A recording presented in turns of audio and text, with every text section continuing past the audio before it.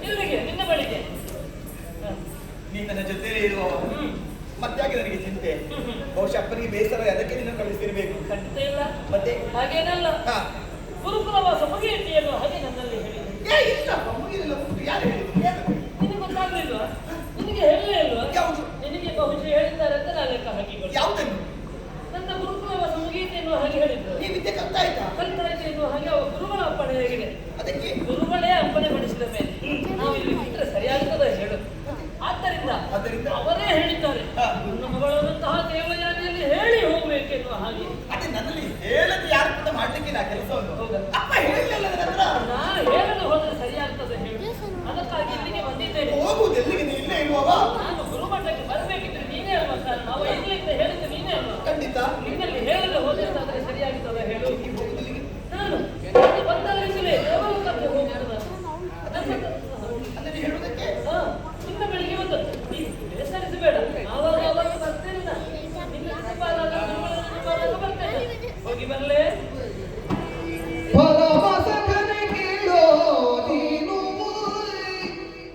ಪರಮ ಸಖನೆ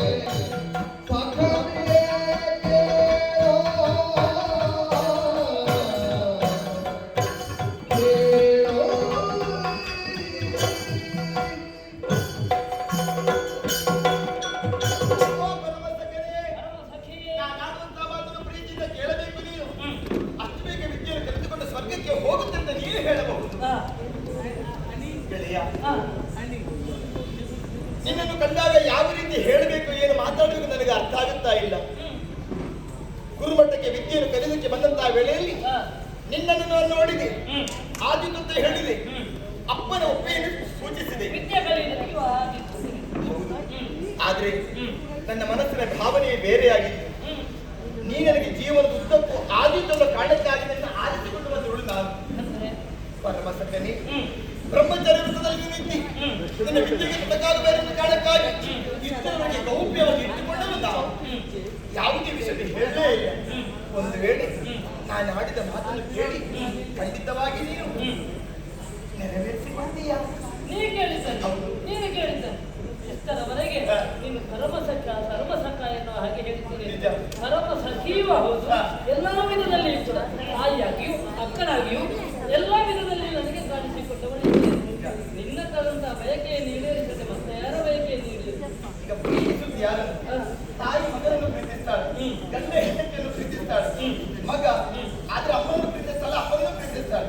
ತಂಗಿ ಮತ್ತು ಅಕ್ಕಂದ್ರ ಪ್ರೀತಿಯ ಬೇರೆ. ಆದ್ರೆ ಗೆಳೆಯರ ಪ್ರೀತಿ ಅದು ಬೇರೆ, ಅದು ಮಿತ್ರತ್ವ ಎನ್ನುವುದು. ಆದ್ರೆ